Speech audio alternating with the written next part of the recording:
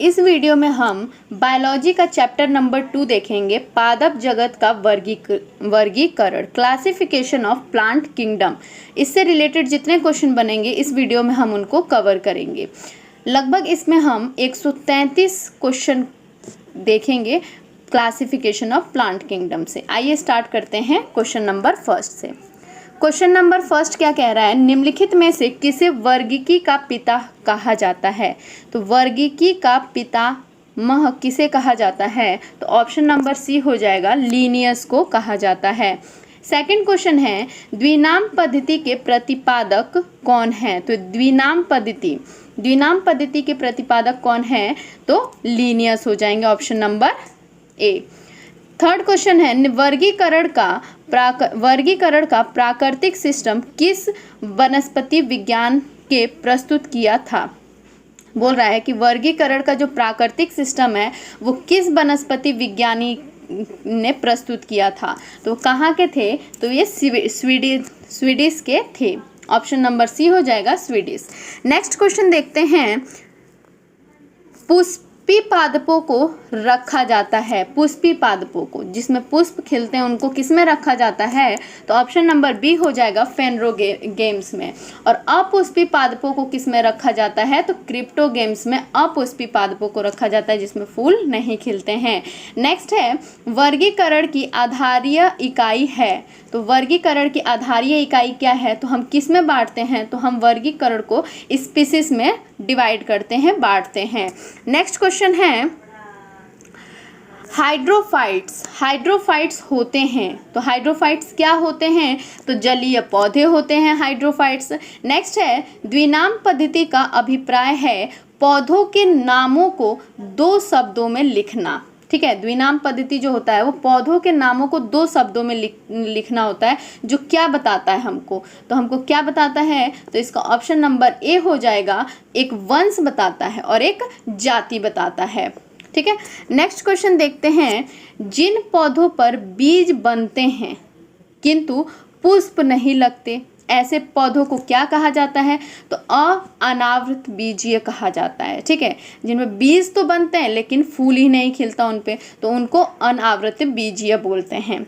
ठीक है, next question देखते हैं, जीवाणु की खोज किसने की थी। जीवाणु की खोज लीवेनहॉक ने, और लीवेनहॉक ने जीवित जीवाणु की खोज भी पूछेगा तो क्या ऑप्शन हो जाएगा, हुक ने की थी। ठीक है, हुक से ही हम जीवाणु को निकालते हैं, तो हुक हो जाएगा, जीवाणु की खोज लीवेनहुक। ठीक है, नेक्स्ट क्वेश्चन है, जीवाणु से संबंधित निम्न कथनों में से कौन सही है। ठीक है, जीवाणु के बारे में बताया है, इसमें से कौन सही है, तो ऑप्शन नंबर सी हो जाएगा, अधिकांश जीवाणु विविध पोषी होते हैं। अधिकांश जीवाणु क्या होते हैं, विविध पोषी होते हैं, किंतु कुछ जो होते हैं वो स्वपोषी होते हैं। नेक्स्ट क्वेश्चन देखते हैं, नेक्स्ट क्वेश्चन क्या है, जीवाणुओं को पौधे माना गया है क्योंकि, जीवाणुओं को पौधे माना गया है, क्यों माना गया है, क्योंकि इसमें कठोर कोशिका भित्ति होती है। ऑप्शन नंबर बी हो जाएगा करेक्ट आंसर, कि जीवाणुओं को पौधा क्यों माना गया है, क्योंकि इसमें कठोर कोशिका भित्ति होती है। नेक्स्ट है, जीवाणुविक कोशिकाओं में नहीं होता है। तो जीवाणुविक कोशिकाओं में नहीं होता है, क्या नहीं होता है, तो सूत्रकणिका माइटोकॉन्ड्रिया जो होता है वो जीवाणुविक कोशिकाओं में नहीं होता है। नेक्स्ट क्वेश्चन देखते हैं, जीवाणुओं की साधारण आकृति क्या होती है। अब इसमें जीवाणु की आकृति के बारे में बोला है, तो जीवाणु की आकृति, नॉर्मल आकृति जीवाणु की कैसी होती है, तो उसको हम देख लेते हैं, तो छड़ रूपी होती है जिसे हम बेसिलाई बोलते हैं।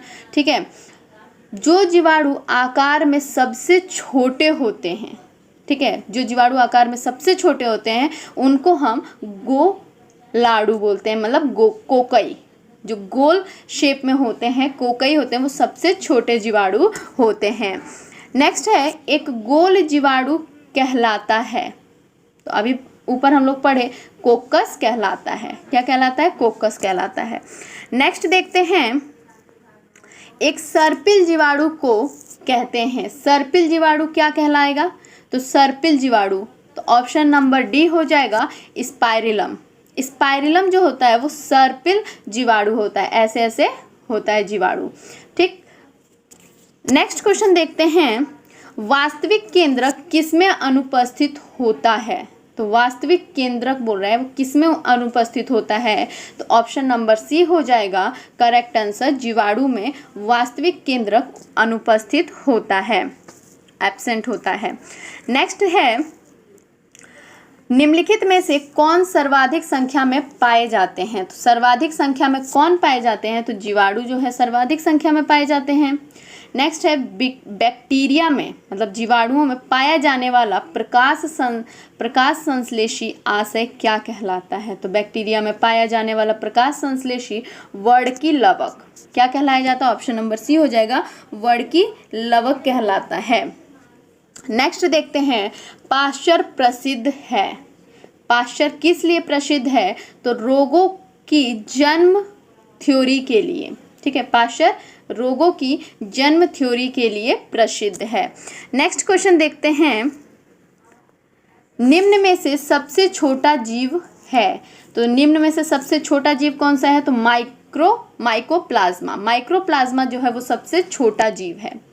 नेक्स्ट है, जो जीवाणु सीधे ही वायुमंडलीय नाइट्रोजन को नाइट्रोजन के यौगिकों में बदलते हैं, वायुमंडलीय नाइट्रोजन को नाइट्रोजन के यौगिकों में बदलते हैं, वो क्या कहलाते हैं? तो इसका सही ऑप्शन क्या हो जाएगा? नाइट्रोजन स्थिरीकरण जीवाणु। नाइट्रोजन फिक्सेशन कहलाता है, नाइट्रोजन स्थिरीकरण, स्थिरीकारी जीवाणु होते हैं।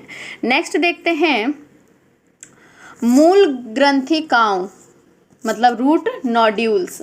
तो मूल ग्रंथिकाएं पाई जाती हैं, तो किस में पाई जाती हैं? तो कुछ लेग्यूमिनस पादपों और कुछ अन्य पौधों में पाई जाती है। इसका सही ऑप्शन क्या हो जाएगा? Option number A. जो रूट नोड्यूल्स होती हैं वो कुछ लेग्यूमिनस पादपों और कुछ अन्य पौधों में पाई जाती हैं। नेक्स्ट क्वेश्चन देखते हैं, अधिक नमक वाले आचार में जीवाणु जीवित नहीं रह पाते। क्यों नहीं रह पाते हैं? अगर किसी आचार में नमक ज़्यादा हो जाता है तो उसमें जीवाणु जीवित नहीं रह पाते हैं। क्यों नहीं रह पाते हैं? क्योंकि जीव द्रव्य कुंचित हो जाता है, सिकुड़ जाता है और इस तरह वह मर जाते हैं। तो ऑप्शन नंबर ए हो जाएगा इसका करेक्ट आंसर। नेक्स्ट क्वेश्चन क्या है, मानव की आंत में पाया जाने वाला जीवाणु कौन सा है? तो अब मानव की आंत में पाया जाने वाला जीवाणु कौन सा है? तो ऑप्शन नंबर बी हो जाएगा, एसररीसिया कोलाई। एसररीसिया कोलाई जो है वो मानव की आंत में पाया जाने वाला जीवाणु है। नेक्स्ट क्वेश्चन है, तपेदिक टीबी उत्पन्न करने वाला जीवाणु कौन सा है? तो टीबी उत्पन्न करने वाला जीवाणु जो होता है वो ऑप्शन नंबर बी होगा, माइकोबैक्टीरियम। माइकोबैक्टीरियम जो है वो तपेदिक टीबी उत्पन्न करने वाला जीवाणु है। नेक्स्ट क्वेश्चन है, भोजन की विषाक्तता उत्पन्न होती है। तो भोजन की विषाक्तता किसमें उत्पन्न होती है? तो ऑप्शन नंबर बी हो जाएगा, क्लोस्ट्रीडियम बोटुलिनम द्वारा। ठीक है, क्लोस्ट्रीडियम बोटुलिनम द्वारा होती है भोजन की विषाक्तता उत्पन्न। नेक्स्ट है, एंटीबायोटिक्स अधिकांशतः प्राप्त होते हैं। एंटीबायोटिक्स किसमें ज़्यादा प्राप्त होते हैं? तो अधिकांशतः प्राप्त होते हैं। तो किससे प्राप्त होते हैं? तो जीवाणुओं से, बैक्टीरिया से प्राप्त होते हैं। नेक्स्ट क्वेश्चन है, यदि एक जीवाणु कोशिका प्रति 20 मिनट में विभाजित होती है तो 2 घंटे में कितने जीवाणु बनेंगे? तो 2 घंटे में 64 जीवाणु बनेंगे। ठीक है, 20 मिनट में विभाजित हो रही है। अगर एक जीवाणु कोशिका है वो 20 मिनट में विभाजित होती है तो 2 घंटे में कितने जीवाणु बन जाएंगे? तो 64 बन जाएंगे। नेक्स्ट है, नाइट्रोजन यौगिकीकरण में निम्नांकित में से कौन सी फसल सहायक है? ठीक है, नाइट्रोजन यौगिकीकरण में कौन सी, निम्नांकित में से कौन सी फसल सहायक है? तो ये देख लेते हैं, इसका सही ऑप्शन क्या हो जाएगा? फली। नाइट्रोजन यौगिकीकरण में फली जो है वो सहायक है, सहायक फसल है। नेक्स्ट क्वेश्चन है, नाइट्रोजन स्थिरीकरण में लैग हीमोग्लोबिन, ठीक है, लैग हीमोग्लोबिन का क्या कार्य है? नाइट्रोजन स्थिरीकरण में लैग हीमोग्लोबिन का काम है कि ऑक्सीजन का अवशोषण करना, यही लैग हीमोग्लोबिन का काम होता है नाइट्रोजन स्थिरीकरण में। नेक्स्ट क्वेश्चन है, निम्नलिखित में से कौन सा रोग बैक्टीरिया से होता है? तो कौन सा रोग बैक्टीरिया से होता है? तपेदिक, टीबी जो है वो बैक्टीरिया से होता है। नेक्स्ट क्वेश्चन देखते हैं, मृदा में धान की पैदावार बढ़ाने के लिए मुक्त जीवी जीवाणु कौन सा है? ठीक है, धान की पैदावार बढ़ाने के लिए मुक्त जीवी जीवाणु कौन सा है? तो ऑप्शन नंबर डी हो जाएगा एनाबीना। एनाबीना जो है वो धान की पैदावार बढ़ाने वाला मुक्त जीवी जीवाणु है।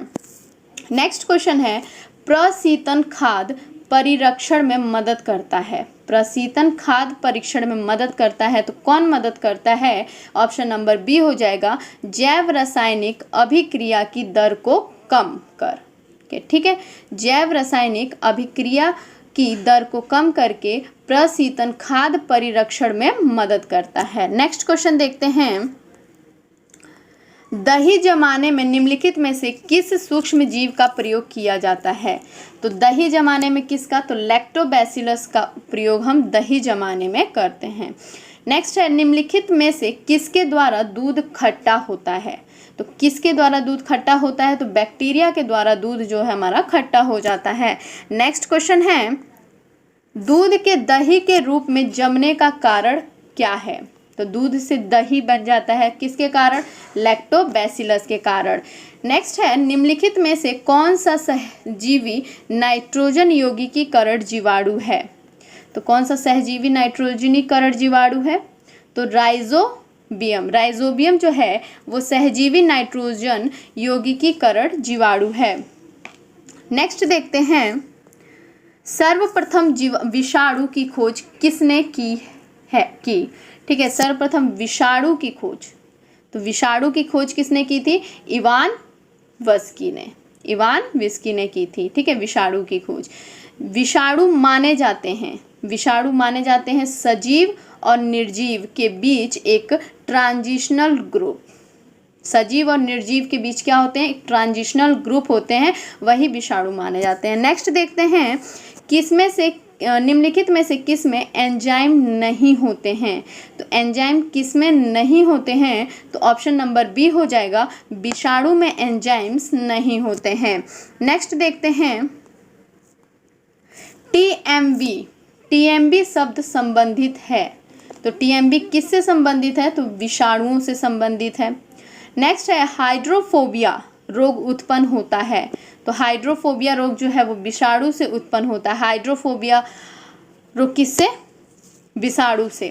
नेक्स्ट है, कुत्ते के काटने से जिस विषाणु के द्वारा घात रोग उत्पन्न होता है वो क्या कहलाता है? तो कुत्ते के काटने से हाइड्रोफोबिया रोग उत्पन्न होता है। नेक्स्ट देखते हैं, चेचक के लिए टीके का विकास किया था, तो चेचक के लिए टीके का विकास किसने किया था? एडवर्ड जेनर ने किया था। एडवर्ड जेनर ने खोज की थी, किसकी खोज की थी एडवर्ड जेनर ने? तो चेचक के टीके की खोज की थी। नेक्स्ट है, विषाणु वृद्धि करता है, विषाणु वृद्धि करता है किस में? तो जीवित कोशिकाओं में। किसमें करता है? जीवित कोशिका में जो है वो विकास करता है विषाणु। नेक्स्ट देखते हैं, विषाणु निर्जीव माने जाते हैं, विषाणु निर्जीव माने जाते हैं। क्यों माने जाते हैं? क्योंकि ये क्रिस्टलाइज हो सकते हैं। ठीक है, क्रिस्टलाइज हो सकते हैं, इसलिए विषाणु निर्जीव माने जाते हैं। नेक्स्ट है, एंजाइम अनुपस्थित होते हैं, एंजाइम किस में अनुपस्थित होते हैं? तो विषाणुओं में एंजाइम जो है वो अनुपस्थित होते हैं। नेक्स्ट है, एड्स का कारण है, तो एड्स का कारण क्या है?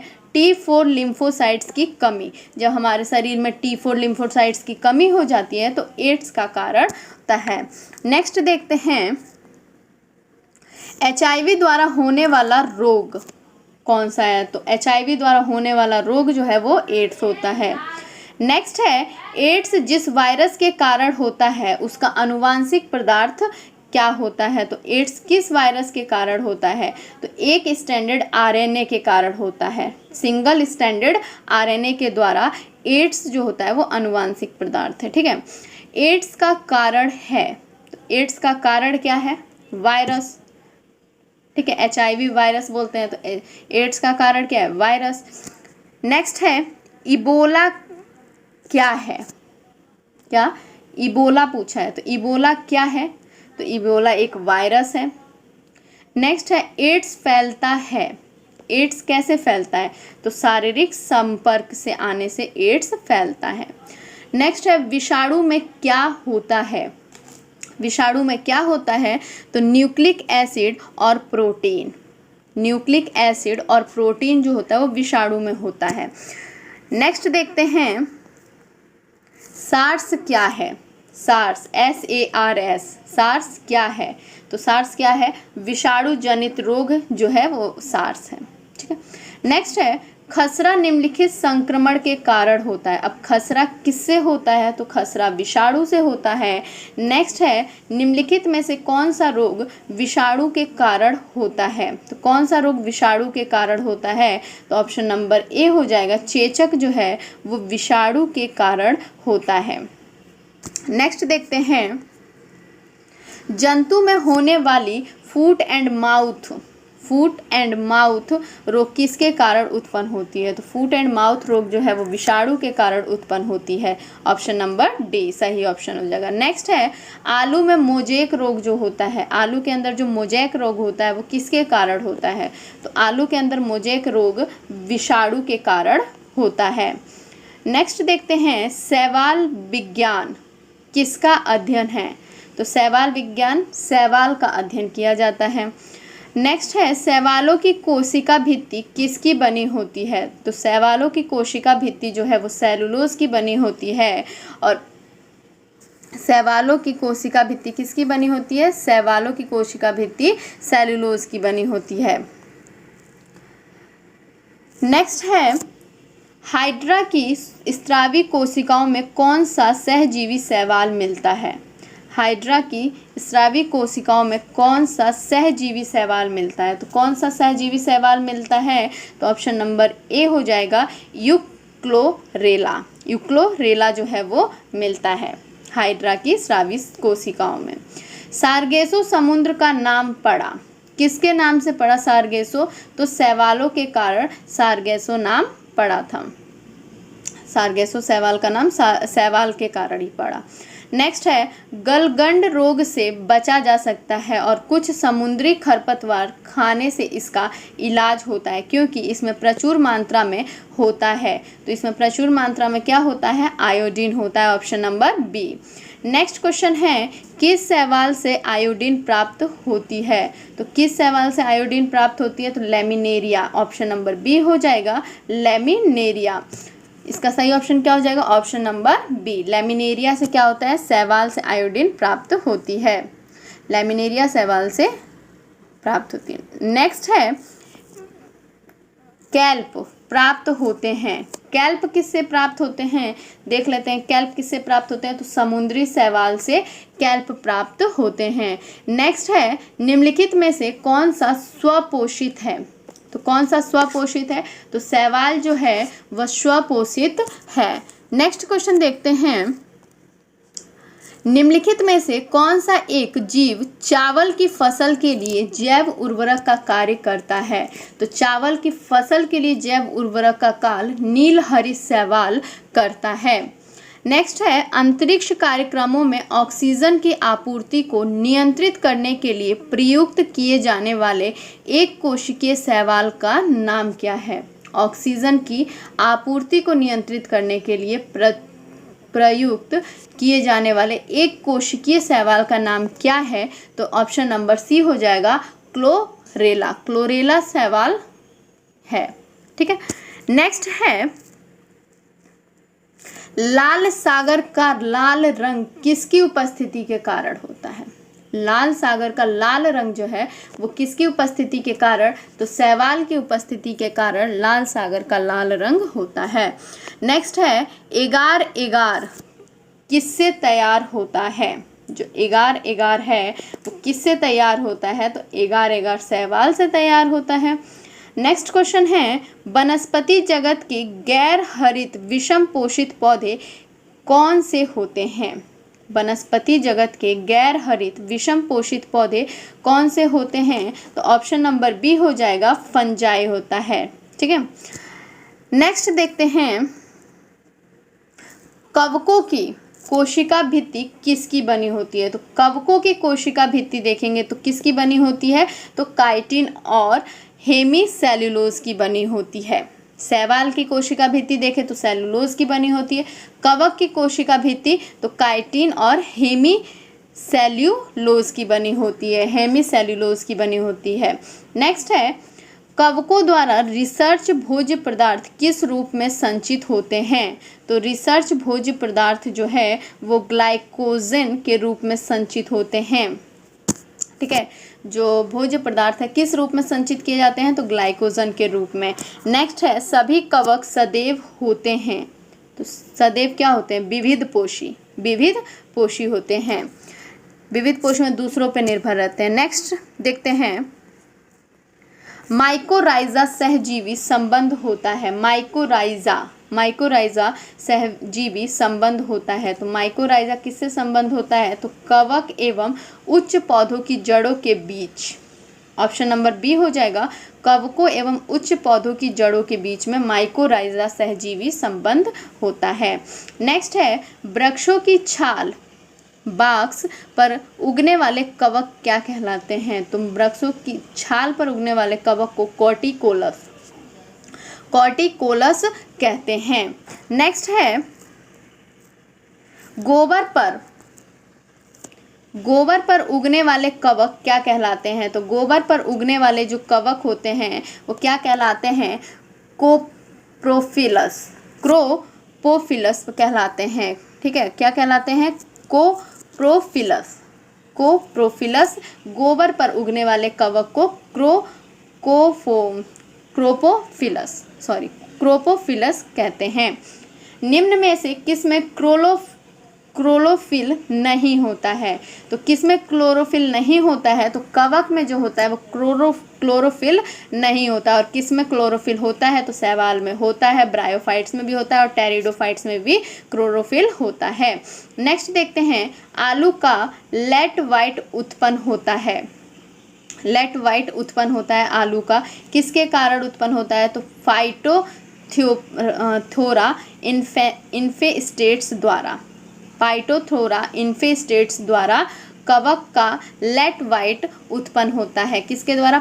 फाइटोथोरा इन्फेस्टेंस द्वारा। ठीक है, नेक्स्ट है, डबल रोटी के निर्माण में काम आने वाला कवक कौन सा है? डबल रोटी जो बनाते हैं उसमें तो सैक्रोमाइजिस काम आता है, सैक्रोमाइजिस सेरेविसी। ठीक है, सैक्रोमाइसिस सेरेविसी काम आता है डबल रोटी के निर्माण में। नेक्स्ट है, पेनिसिलियम क्या है? तो पेनिसिलियम क्या है? तो कवक है। नेक्स्ट है, पेनिसिलिन की खोज किसने की थी? पेनिसिलिन की खोज किसने की थी? तो ऑप्शन नंबर सी हो जाएगा, अलेक्जेंडर फ्लेमिंग ने पेनिसिलिन की खोज की थी। Option number C, Alexander Fleming ने। नेक्स्ट देखते हैं, अर्गोट किससे प्राप्त होता है?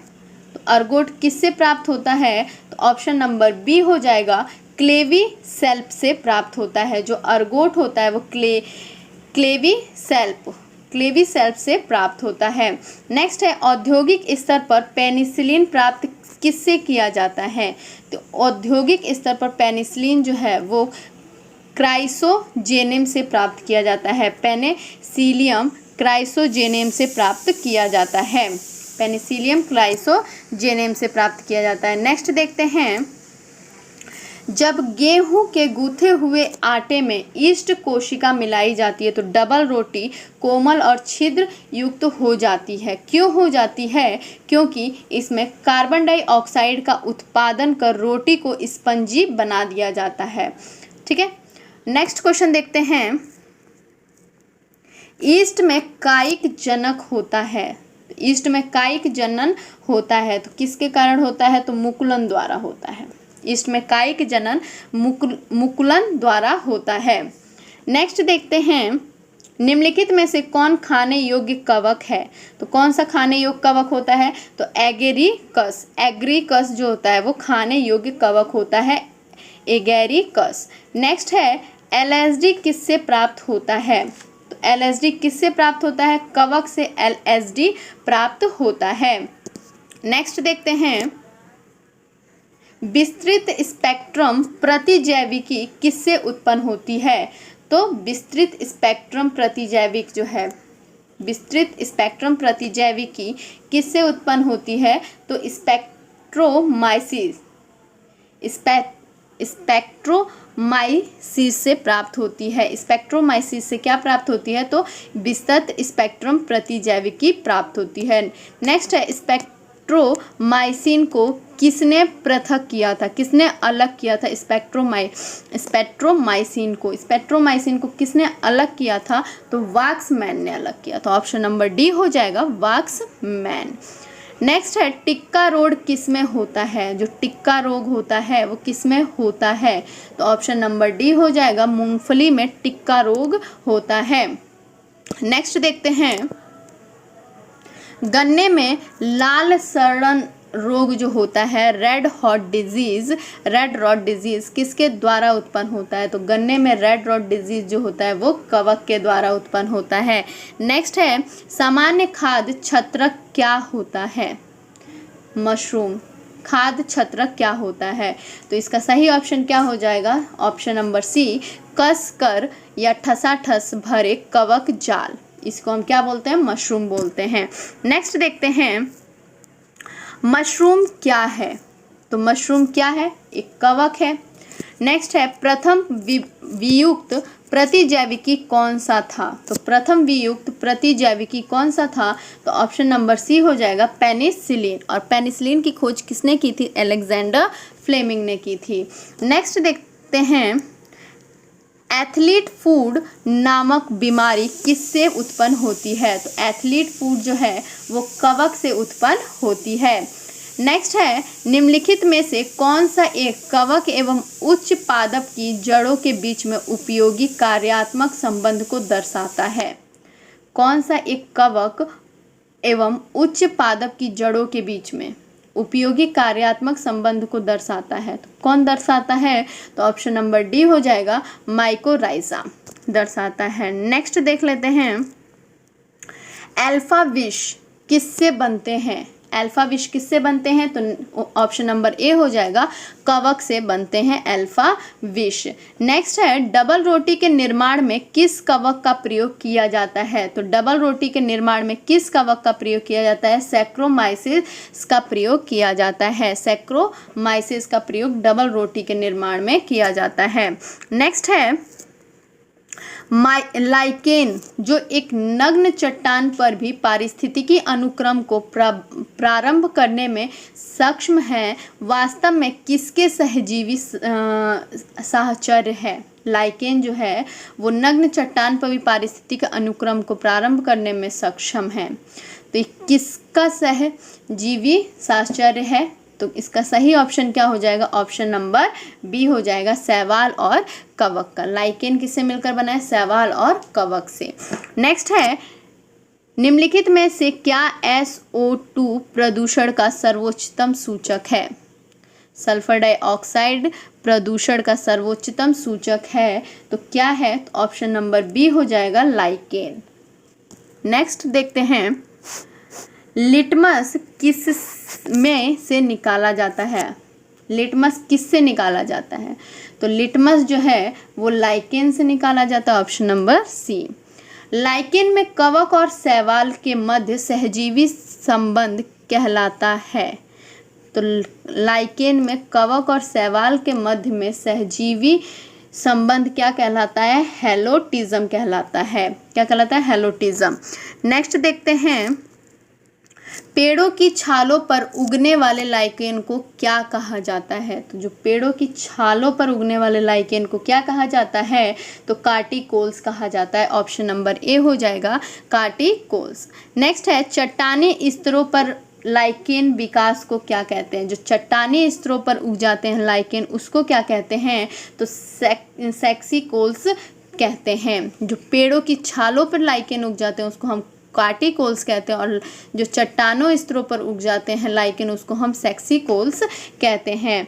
नेक्स्ट है, जापान में लोग किस लाइकेन को सब्जी के रूप में खाते हैं? तो किस लाइकेन को खाते हैं? तो इंडोकार्पन।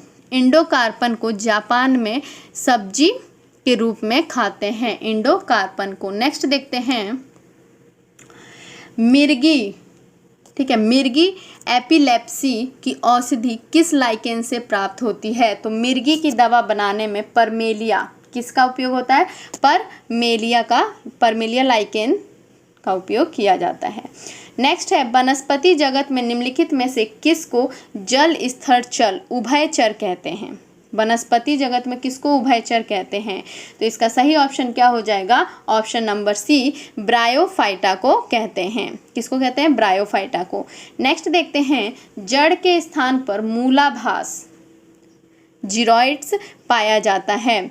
तो मूलाभास पाया जाता है जड़ के स्थान पर, तो कहाँ पाया जाता है? तो ब्रायोफाइट्स में पाया जाता है। जड़ के स्थान पर मूलाभास पाया जाता है ब्रायोफाइट्स में। नेक्स्ट देखते हैं, ब्रायोफाइट्स में सम्मिलित होते हैं। तो ब्रायोफाइट्स में क्या सम्मिलित होते हैं? लीवर बर्ट एंड मॉश, ठीक है, लीवर बर्ट एंड मॉस जो होता है काई, वो सम्मिलित होते हैं ब्रायोफाइट्स में, लीवर बर्ट और मॉस। नेक्स्ट है, बीजों की प्रकृति किस में उत्पन्न होती है? तो बीजों की प्रकृति किस में उत्पन्न होती है? तो टेरिडोफाइट्स में बीजों की प्रकृति उत्पन्न होती है। नेक्स्ट है, जलीय फन जिसे जैव उर्वरक के रूप में प्रयुक्त किया जाता है वह क्या कहलाता है? तो जलीय फन जो है, जलीय फन एजोला कहलाता है। जलीय फन जिसमें जैव उर्वरक के रूप में प्रयुक्त किया जाता है उसको एजोला कहते हैं। नेक्स्ट देखते हैं, पुनः जीवन का गुण होने के कारण निम्न में से किसे मेजों पर सजावट के लिए रखते हैं? तो मेजों पर सजावट के लिए सिलेजिनेला को रखते हैं। पुनः जीवन का गुण होने के कारण निम्न में से सिलेजिनेला मेजों पर सजावट के लिए रखते हैं, ठीक है, किसे रखते हैं? सिलेजिनेला को। नेक्स्ट क्वेश्चन है, निम्नलिखित में से किसके बीजाणु दवा के रूप में प्रयोग किए जाते हैं? तो किसके बीजाणु दवा के रूप में प्रयोग किए जाते हैं? तो लाइकोपोडियम, ऑप्शन नंबर ए हो जाएगा। लाइकोपोडियम का यूज बीजाणु दवा के रूप में किया जाता है। नेक्स्ट है, निम्नलिखित में से किसे जैव उर्वरक के रूप में प्रयोग किया जाता है? तो किसे जैव उर्वरक के रूप में प्रयोग किया जाता है? तो ऑप्शन नंबर सी हो जाएगा। ऑप्शन एजोला को जैव उर्वरक के रूप में प्रयोग किया जाता है। नेक्स्ट देखते हैं, सबसे अधिक क्रोमोसोम्स पाए जाते हैं। तो सबसे अधिक क्रोमोसोम किसमें पाए जाते हैं? तो ऑप्शन नंबर बी हो जाएगा। टेरिडोफाइट्स में सबसे अधिक क्रोमोसोम पाए जाते हैं। कितने पाए जाते हैं? तो 1300। नेक्स्ट है, किस वर्ग के पौधों में बीज बनते हैं? किस वर्ग के पौधों में बीज बनते हैं परंतु बीज नग्न रूप में पौधे पर लगे रहते हैं, ठीक है, किस वर्ग के पौधों में बीज बनते हैं लेकिन बीज नग्न रूप में पौधे पर लगे रहते हैं? तो इसका सही ऑप्शन क्या हो जाएगा? ऑप्शन नंबर डी हो जाएगा, जिम्नोस्पर्म।